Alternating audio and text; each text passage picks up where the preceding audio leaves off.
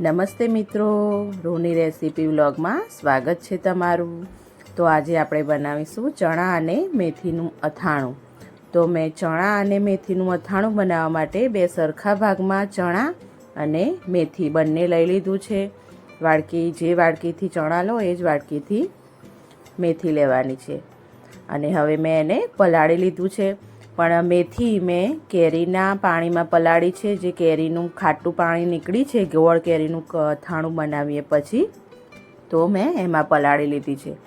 તો આને આપણે 7 થી 8 કલાક માટે રવા દઈશું અને એ છોડી દઈશું આને। અહીંયા મેં 7 થી 8 કલાક મેથી અને ચણાને પલાળીને રાખ્યા હતા, તો એને મેં કાઢી લીધા છે અને આ રીતે કોટનના કપડામાં આપણે સૂકવી દઈશું। મેથીને ખાટા પાણીમાં પલાળવાથી એકબીજાને ચોંટતી નથી અને એની ચીકાશ દૂર થઈ જાય છે। અને તમારા જોડે ખાટું પાણી ના હોય તો તમે એકદમ ખાટી છાશ હોય એમાં પણ પલાળી શકો છો। તો અહીંયા મેં ચણાને પણ કાઢી લીધા છે। તો આપણે આ રીતે આ બંનેને કોરો કરી લેવાનું છે, એકદમ પાણી ના રહે એવી રીતે। તો અહીંયા મેં કલાક જેવું રાખ્યું, તો જુઓ એકદમ મારા હાથમાં પાણી પણ લાગતું નથી, એકદમ બંને સરસ એવું કોરું થઈ ગયું છે। તો એ બંનેને ભેગું કરી અને આપણે એક વાસણમાં લઈ લેશું।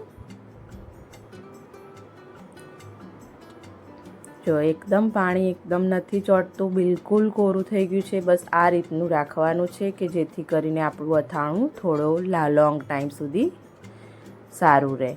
અહીંયા મેં દેશી કાચી કેરી લીધી છે, તમે કોઈ પણ ખાટી કેરી લઈ શકો છો। તો અહીંયા બધું મિક્સ કરી અને મેં 100 ગ્રામ જેવો અચાર મસાલો એડ કર્યો છે, જે ઘરે પણ આપણે બનાવીએ છીએ અચાર મસાલો, અને બહાર પેકેટમાં પણ અવેલેબલ હોય છે, તો તમે ગમે તે યુઝ કરી શકો છો। બધાને સરખું એવું મિક્સ કરી અને પછી એમાં આપણે સિંગ તેલને ગરમ કરી અને ઠંડુ કરી લીધું છે, તો એને એડ કરી દઈશું અને સરસ એવું મસ્ત મજાનું આપણું અથાણું બનીને તૈયાર છે। તો 1 થી 2 દિવસ એને રેસ્ટ આપીશું। તરત ખાવું હોય તમારે તો પણ તમે લઈ શકો છો, અને 1-2 દિવસમાં મસ્ત એવી થોડી કેરી ઓગળવા લાગે એટલે મસ્ત મજાનો ટેસ્ટ સાથે તમે અથાણું ખાઈ શકો છો। અને તેલ ઓછું લાગે તો તમે ઉપરથી એડ કરી શકો છો, અને કોઈ બી એરટાઇટ કન્ટેનરમાં ભરીને આને સ્ટોર કરી શકો છો।